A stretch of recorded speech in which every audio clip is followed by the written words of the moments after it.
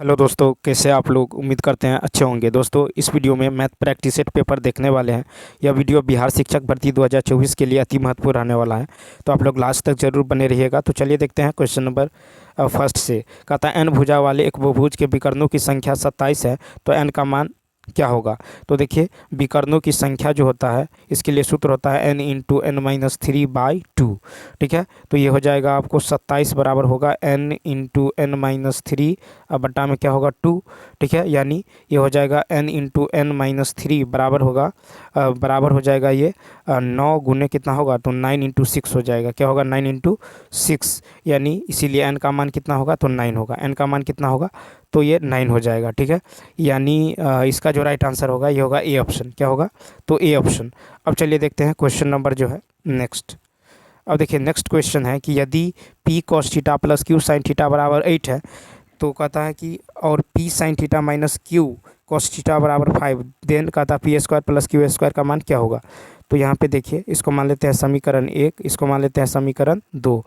ठीक है, अब समीकरण 1 एवं 2 को वर्क करने पर, तो दोनों को वर्क करेंगे तो ये हो जाएगा P square cos square theta plus Q square sine square theta.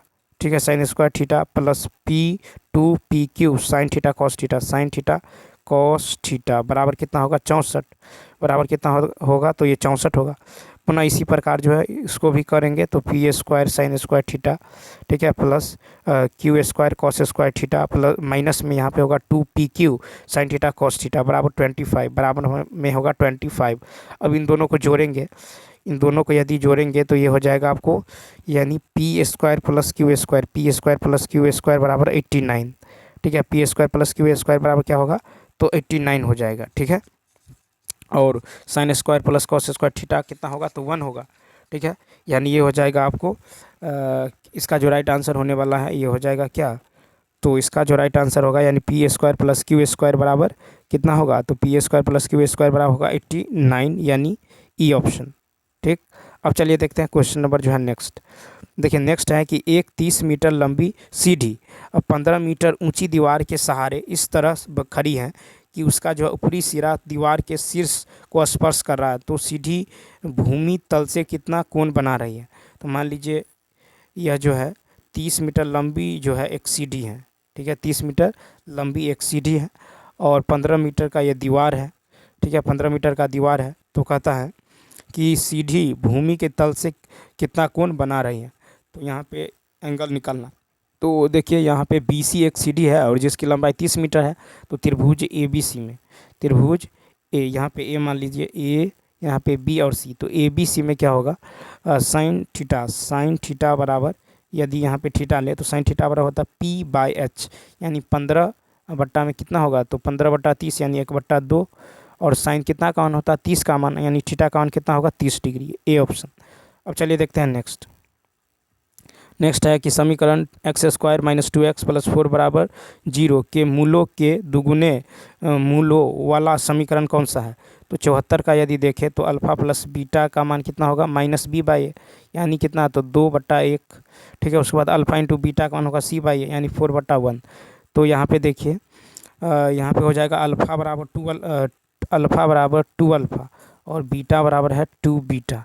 ठीक है, तो 2 अल्फ़ा प्लस 2 बीटा जो हो जाएगा ये कितना होगा? 4, और 2 अल्फ़ा इंटू 2 बीटा का मान कितना होगा? तो 4 इंटू 4, यानी कितना होगा? तो 16 हो जाएगा। कितना होगा? 16। ठीक है, तो अतः अभिष्ट जो समीकरण हो जाएगा ये होगा एक्स स्क्वायर माइनस मूलों का योग, एक्स स्क्वायर माइनस मूलों का योग इंटू एक्स, तो यानी कितना होगा? तो 4x। ठीक है, 4x, और देखिए 2 अल्फ़ा प्लस 2 बीटा का मान कितना है? 4, तो यह होगा 4x प्लस यहाँ पे 2 अल्फ़ा इंटू 2 बीटा का मान कितना है? 16 बराबर 16 बराबर 0। यानी क्या होता है? तो एक्स स्क्वायर माइनस होता है मूलों का योग इंटू एक्स प्लस मूलों का गुणनफल। तो इसका जो 74 का जो राइट आंसर होगा ये होगा ई ऑप्शन। ठीक है, क्या होगा? E option. नेक्स्ट क्वेश्चन देखिए 75। कहता है एक समचतुर्भुज के 2 विकर्णों की लंबाई दे दिया गया है। एक समचतुर्भुज है जिसके 2 विकर्ण का लंबाई जो है दे दिया गया है। ठीक है, विकर्णों का लंबाई दे दिया गया है। समचतुर्भुज का क्षेत्रफल क्या होता है? तो 1/2 d1 d2।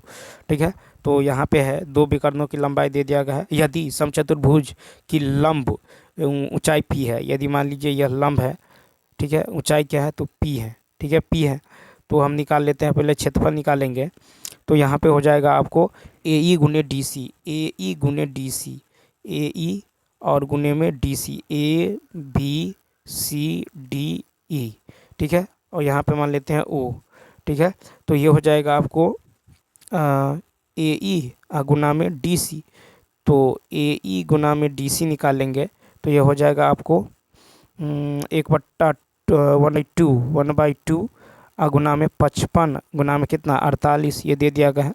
ये क्षेत्रफल निकाल लेते हैं, एरिया, ठीक है। 1/2 और ये हो जाएगा ए गुने डी सी, यानी कितना निकल जाएगा, तो ये निकल जाएगा आपको जो है ए ई, तो ए ई गुने डी सी यानी 1/2 गुने 55 गुने, और ये त्रिभुज का क्षेत्रफल हो जाएगा आपको। देखिए त्रिभुज का जो क्षेत्रफल होता है ये होता है 1/2 गुने D1 गुने D2, यानी 1/2 गुने 55 गुना में क्या होगा 48, तो 48 ये कट के होगा कितना 24, तो यानी 55 गुने 24, 55 गुने 24। अब देखिए, या फिर त्रिभुज का क्षेत्रफल जो है ले लेंगे तो क्या होता है, तो यहाँ पे हो जाएगा P into root under OD का स्क्वायर, यानी AE बराबर, जो इस तरह का जो फिगर था, देखिए इस तरह से फिगर बना हुआ था, ठीक है। ये है लंब, यहाँ पे A B C D, यहाँ पे क्या था तो O था, यहाँ पे E था, यहाँ पे क्या था P, तो यहाँ पे हो जाएगा P इंटू रूट अंडर 55/2 का होल स्क्वायर प्लस में क्या होगा 48/2 का होल स्क्वायर।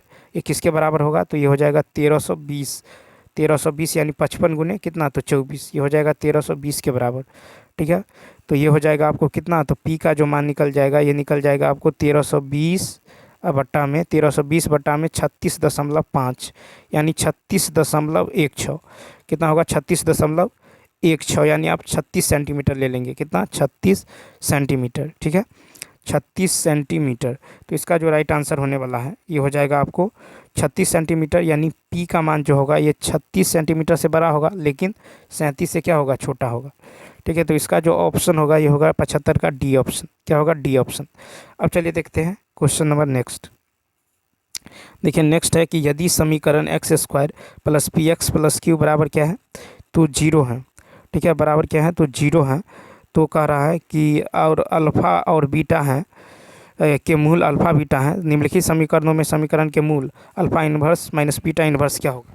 तो यहाँ पे यदि देखें तो अल्फ़ा प्लस बीटा का मान होगा आपको माइनस में P, अल्फ़ा इंटू बीटा का मान कितना होगा Q, तो alpha inverse plus beta inverse बराबर हो जाएगा माइनस में है माइनस अल्फ़ा इन्वर्स और प्लस में माइनस बीटा इन्वर्स, ठीक है, माइनस अल्फ़ा इन्वर्स माइनस जो है बीटा इन्वर्स।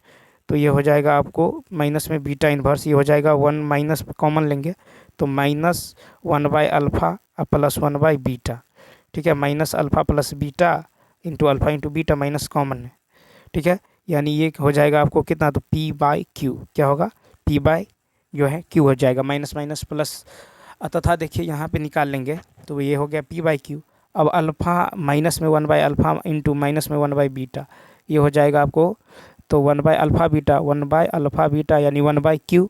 तो अभिष्ट समीकरण होगा x² माइनस में होगा माइनस अल्फ़ा इन्वर्स, ठीक है, minus beta inverse into x और प्लस में minus alpha inverse into minus beta inverse बराबर 0, ठीक है, माइनस में बीटा इन्वर्स। तो ये हो जाएगा आपको x² माइनस इसका मान निकाले थे क्या आया था P/Q, तो P/Q x प्लस में 1/Q बराबर क्या होगा 0, ठीक है, यानी ये हो जाएगा एलसीएम लेंगे तो ये हो जाएगा QX² माइनस PX प्लस 1 बराबर 0, ठीक है।